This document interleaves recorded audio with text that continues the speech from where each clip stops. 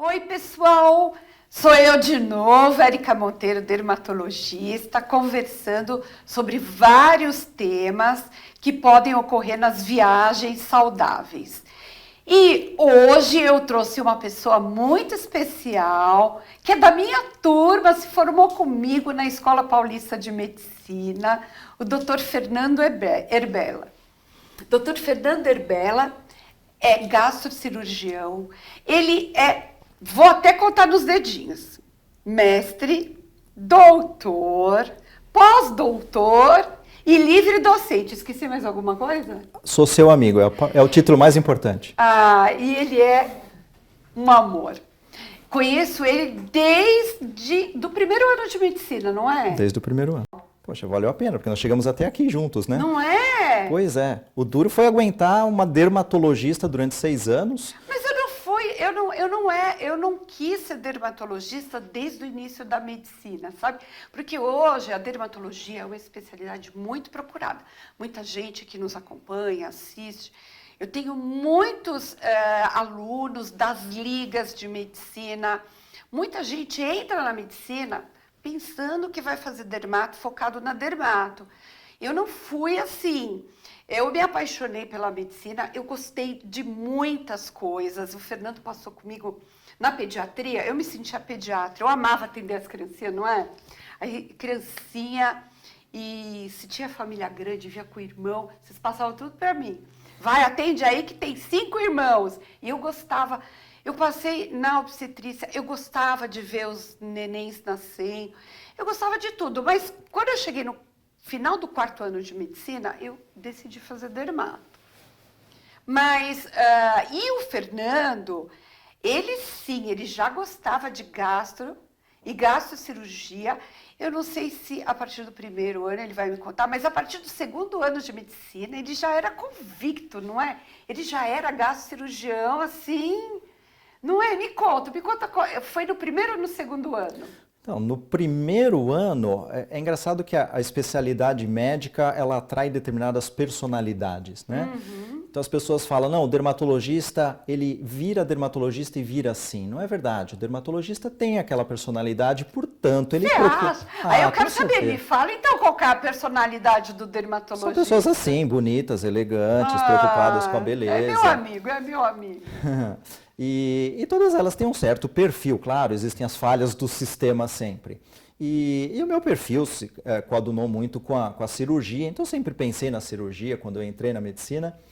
E aí fui monitor de anatomia, gostei muito do sistema digestivo, virei monitor da biofísica, fui trabalhar com a fisiologia do sistema digestivo. Uhum. Lá comecei e lá fiquei até hoje.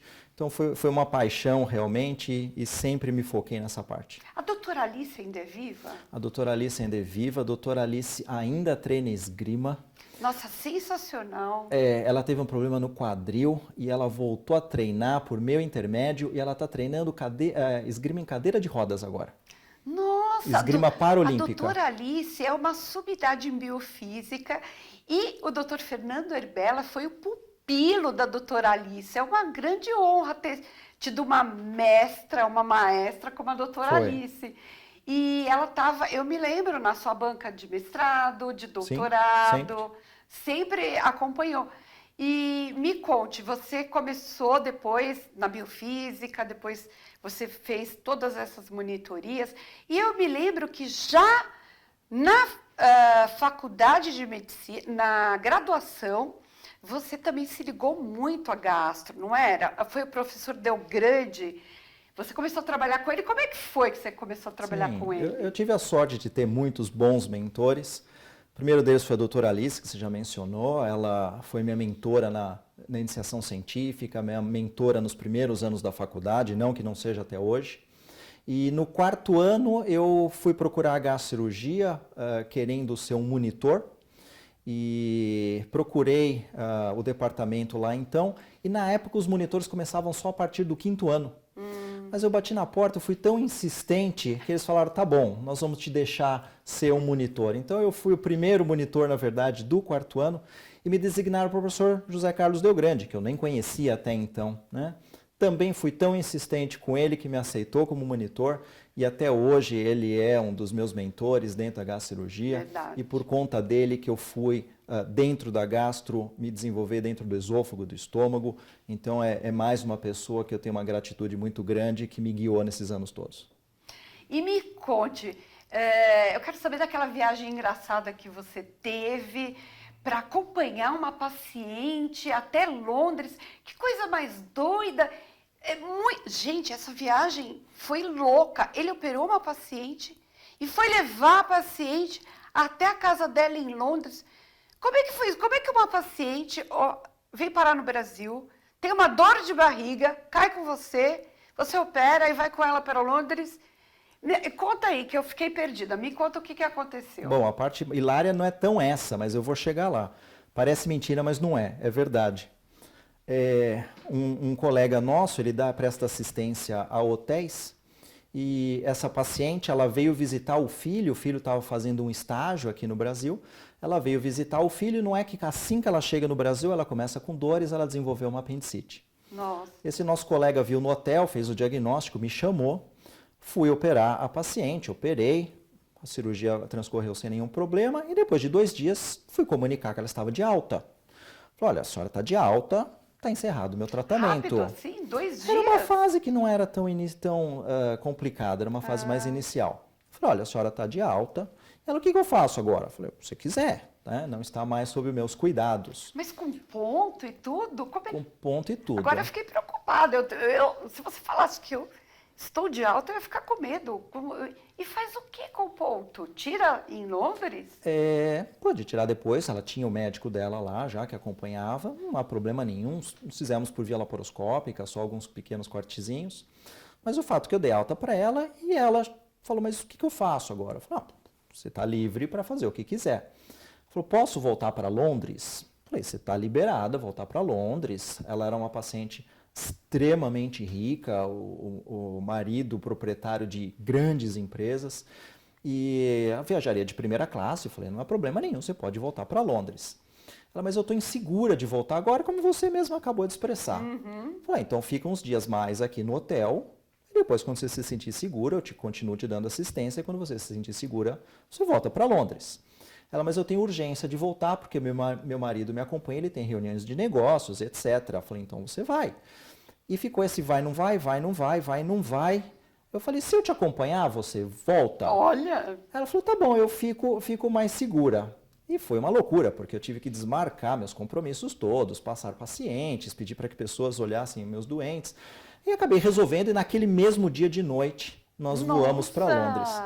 Amei! Nossa, ela não precisa de tratamento dermatológico, não? Vou perguntar a próxima vez que ela vier ao Brasil, se é que ela volta aqui. Fala pra ela que eu vou, que ela manda me buscar que eu vou. Pode deixar. Não. E leva a Estherzinha. Estherzinha, você vai comigo também? Claro. Vamos pra Londres, Esther?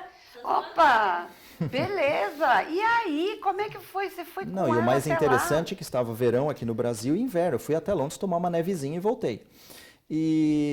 Então nós chegamos lá em Londres, fui recepcionado pelo motorista dela, etc. Fomos até a casa dela, uma enorme mansão lá na parte residencial de Londres. E o marido se desviou no próprio aeroporto, ele tinha reuniões de negócios em outra cidade europeia, ele desviou de caminho, foi seguir os seus negócios e eu segui só com ela e o motorista até a residência dela.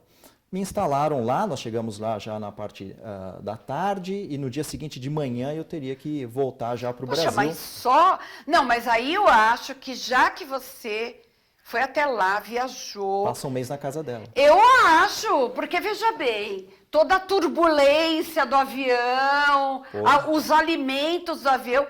Aí eu acho que você errou. Poxa. Eu acho que tinha que ter ficado um mês lá, hein? Mas a gente aprende, no próximo não acontece de novo. Olha só, tá vendo? E aí chegamos lá, etc. Ela dispensou o motorista, dispensou a empregada e fiquei só eu e ela na casa dela. Ixi. Muito bem, um quarto de hóspede, fui alojado lá no meu quarto de hóspede até que umas 3 horas da manhã começa a disparar um alarme. Nossa! O brasileiro pensa a primeira coisa qual é? É um assalto. Não, Assalto? primeiro eu achei que fosse, eu falei, vão vir. Sério? Imaginei, vão vir sequestrar o esposo dela e ela nem tá aqui e eu vou entrar nessa. E você vai... Ou vão achar que eu sou esposo dela e vão levar sequestrado. Exatamente. Mas, na verdade, o que aconteceu? Ela foi colocar uma velinha, essas velinhas espirituais, etc., num copinho de cristal, aqueceu o copo de cristal, estourou o copo de cristal e acionou os alarmes de incêndio. Nossa! Bom, ela morava num condomínio, o zelador do condomínio bate na porta para saber o que está acontecendo, desce eu e ela, e ninguém sabia o que estava acontecendo. Eu e o zelador, eu virei o homem da casa, eu e o zelador fomos procurar o que estava acontecendo, descobrimos essa velhinha e vimos que não era nada, etc. E eu falei para ela, como é que desliga esse alarme de incêndio? Ela não tem a mínima ideia. Nossa! Ela não sabia, não conseguia contato com o marido, não conseguia contato com os empregados. O zelador chega e fala assim, e quem é você? Né? Eu falo, eu sou o médico dela. Né? Meu Deus! Bom, resumindo, teve que desligar a luz de todo o condomínio para poder desativar o alarme de incêndio. O pessoal ficou feliz. Não, ainda não terminou a história. Não. Assim que desativa o alarme de incêndio, quem que encosta na porta da casa?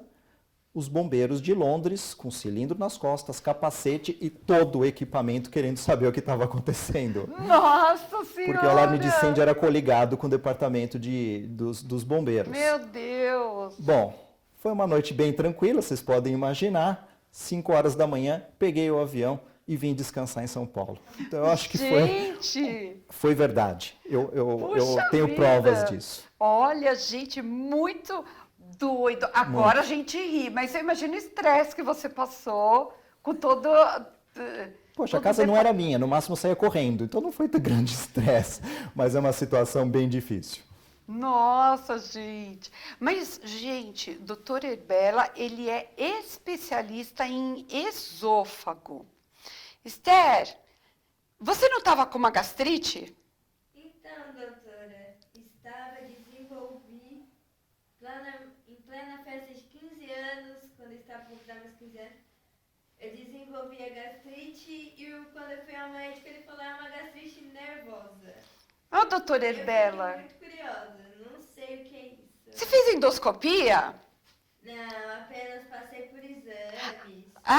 Vou falar o seguinte, uma vez eu tive uma dor de estômago, não, 2 vezes eu tive a dor de estômago, fiz 2 endoscopias com o doutor Herbela me assistindo, muito obrigada. Foram ótimas, eu não senti nada. E ele me conhece mais por dentro do que eu mesma, não é verdade? Verdade. Verdade. Dizem que o que importa é a beleza interna, né? Beleza interna. Nesse caso você não é tão bela, desculpa dizer. Não. O que você encontrou lá? Porque você falou que tinha umas coisas, estava inflamado. Isso é segredo de paciente. Eu não posso revelar aqui em público. Você não pode revelar. Mas eu lembro que aí ele me deu lá o omeprazol, fiquei ótima. Acho que eu preciso fazer até outra endoscopia.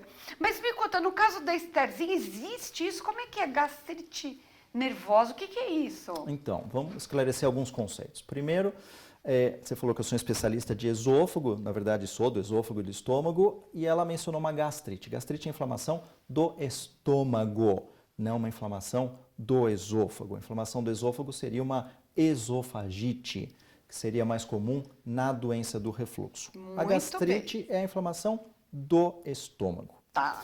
Segundo conceito, que a Esther falou muito bem, e isso é um conceito muito reinante, é dessa gastrite nervosa. O que é uma gastrite nervosa? Na verdade, a medicina não tem essa classificação.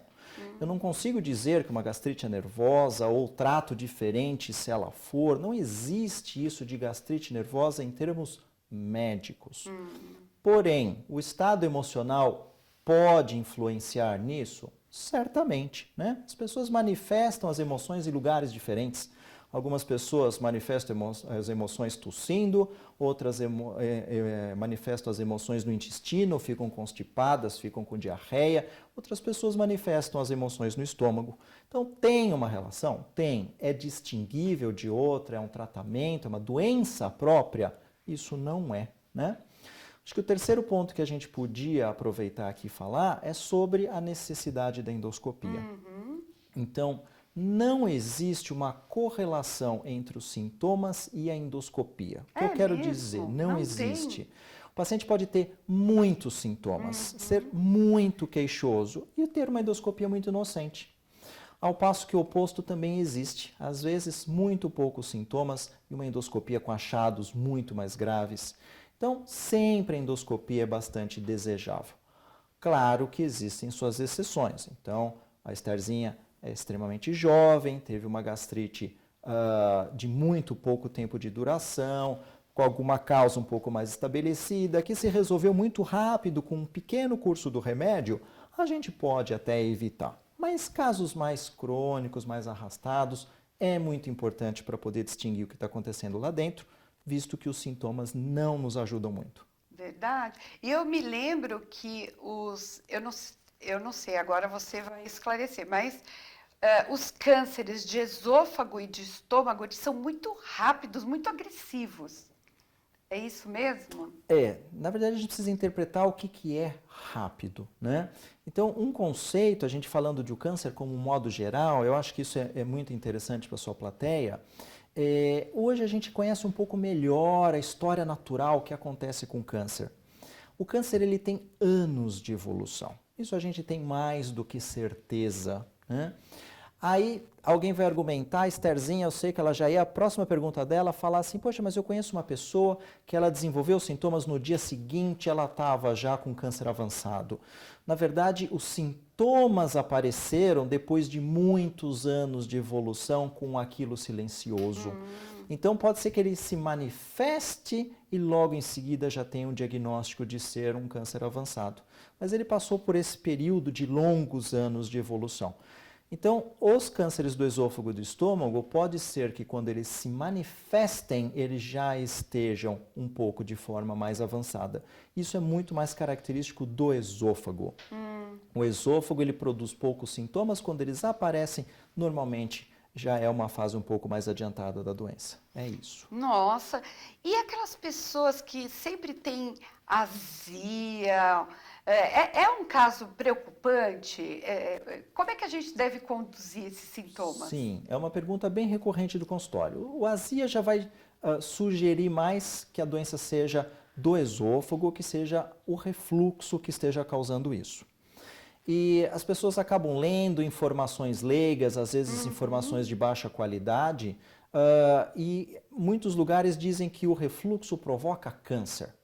E aí o paciente vem no consultório desesperado, é uma pergunta bastante recorrente. Na verdade, existe um tipo de câncer do esôfago associado a um tipo de refluxo. Então não é qualquer refluxo que provoca câncer. Boa notícia isso! Isso é importante. Para ter câncer, eu preciso ter bile no meu esôfago. É mesmo? É a bile que é a carcinogênica. Eu não sabia. Então, eu achava que era o ácido gástrico. Na verdade, não. Então, eu preciso ter dois refluxos. Eu preciso ter refluxo de bile do intestino para o estômago e do estômago para o esôfago. E a bile também causa câncer no estômago? Também. No estômago e no esôfago? Nossa! Em ambos. Está bile é correto. maligna. Ela é benigna para baixo. Quando ela volta, ela se torna maligna. Nossa, né? que medo! Ela foi feita para descer, nunca para subir. Então, não são todos os refluxos que causam o câncer. E aí o paciente vai ficar preocupado e falar, mas poxa, será que esse é o meu? Né? Na verdade, existe um achado na endoscopia muito característico que se chama esôfago de Barrett. E o esôfago de Barrett mostra para a gente que está acontecendo um refluxo biliar. E a segunda pergunta que a Estherzinha vai fazer é, então eu tenho esôfago de Barrett, eu vou ter câncer? Não, eu tenho uma chance aumentada de ter câncer. Então essas pessoas precisam ser mais acompanhadas, mas não necessariamente, não obrigatoriamente, elas vão evoluir para o câncer. E existe uma genética também envolvida? Existe uma genética envolvida, certamente. Se a pessoa, o parente, a mãe, o pai teve câncer... Se foi o câncer oriundo do esôfago de Barrett, existe uma genética associada. Olha. Mas a gente deve lembrar que no Brasil, principalmente, diferente de alguns outros países, ainda prevalece mais uma outra forma de câncer do esôfago, que é mais ligada à bebida e ao cigarro. Então, essa não tem tanto um componente genético, essa mais relacionada a esses hábitos. Muito bem. Então, Eu que não bebo e não fumo, estou protegida. E não tem Barrett porque eu já te vi por dentro. Opa, não podia revelar isso. É verdade, verdade. Mas eu queria aproveitar e perguntar sobre o câncer do intestino grosso, do colo, que é visualizado, que pode ser visualizado ou não, quero saber, pela colonoscopia. Ele é bem visto no começo? Como é que se faz a indicação da colonoscopia para investigação do câncer do intestino, do colo, daquela região? Pergunta muito importante também. Muitos pacientes procuram a gente no consultório com essas dúvidas. O câncer do intestino grosso, esse sim é um câncer bem comum, mais comum até do que o câncer de esôfago no Brasil. E a colonoscopia é uma forma de prevenção. Uma forma de prevenção de que modo?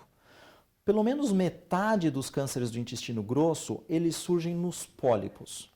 Os pólipos são pequenos crescimentos para dentro do próprio cólon da mucosa, que são facilmente diagnosticáveis pela colonoscopia e facilmente retiráveis pela colonoscopia.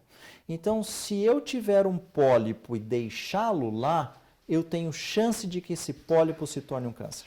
Se o endoscopista fez a colonoscopia e tirou esse pólipo, essa minha chance reduziu para 0.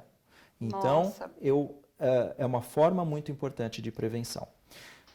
Outra pergunta que sempre se faz, quando começa a fazer e de quanto em quanto tempo eu faço? Isso é um pouco variável, existem recomendações diferentes de sociedades diferentes, mas se não houver uma história na família muito importante, dá para começar a fazer a partir dos 50 anos. Se tiver uma história na família de vários cânceres de colo, é melhor fazer mais cedo, mas dá para fazer a sua primeira colonoscopia depois dos 50 anos de idade. E aí a repetição vai depender dos achados. Se tiver pólipos, a gente repete com mais frequência. Se não tiver pólipos, dá para esparçar esses exames. Nossa, realmente. E a colonoscopia é um exame que muitos pacientes têm muito medo, porque é colocada uma câmera, imagina, uma câmera via anal, via retal. Muitos pacientes têm muito medo. O preparo para a colonoscopia também, ele é pesado. Você tem que limpar o intestino para poder visualizar bem. Qual o recado que você daria para as pessoas não terem medo de fazer esse exame? Como é que é o pré, o pós e durante? Sente muita dor? Como é que é esse desconforto? A colonoscopia eu ainda não fiz, não sei se eu estou na idade, 50 anos. Aos 25 anos você ainda não precisa. Aos 25 não, e aos 50 talvez. Aí nós vamos fazer a primeira. Ah, meu Deus! E por que eu perguntei? Mas eu perguntei porque a gente quer saber. Então conta para nós aí. O exame em si, propriamente dito, ele é muito tranquilo, porque ele é feito como sedação. É exatamente igual a uma endoscopia. O paciente está dormindo. O paciente está dormindo, ele não sabe o que está acontecendo, não tem nenhuma dor, não tem nenhum desconforto, é absolutamente de forma inconsciente. O preparo, como você mesma já adiantou, não pode ter fezes dentro do intestino, porque senão o endoscopista não consegue enxergar, ele vai enxergar só as fezes lá dentro. Então esse intestino precisa estar limpo no momento do exame. Para isso, o paciente ele toma medicamentos que vão induzir uma diarreia, para que saia todas as fezes do intestino e o endoscopista entre dentro de um cólon limpo. Isso não é legal, hein? Os pacientes reclamam, falam, mas né? o preparo é ruim. E você me pediu para dar uma mensagem, mas você me pediu para dar uma mensagem para sua audiência. Quem nunca teve uma diarreia? Uma mais na vida não vai fazer muita diferença. Né? Verdade. Então, é gostoso? Claro, Não, provavelmente não pouca é. coisa que a gente faz nos pacientes é gostoso, né? Mas a gente acaba fazendo. Ai, que bom. Bom, eu achei o máximo, adorei. Eu tenho muitas perguntas e quero que você que esteja nos assistindo mande perguntas aqui pelo YouTube ou mande para o nosso canal do Instagram, pode usar o Érica Monteiro MD. O Fernando também tem Instagram. Qual que é o seu Instagram? Dr. Herbella. Herbella com 2 L's. Mande também as perguntas. Veja lá as fotinhos do Instagram dele, a gente fica brincando aqui, né? Que realmente hoje em dia as redes sociais são uma maneira de comunicação do médico com o paciente. Doutor Fernando, quer deixar algum recado mais para o pessoal? Estou à disposição, muito grato pelo esse convite, estou extremamente honrado, me diverti agradeço. hoje à tarde aqui. Ai, que bom. Gente, então um beijo para vocês e continue assistindo todos os nossos episódios.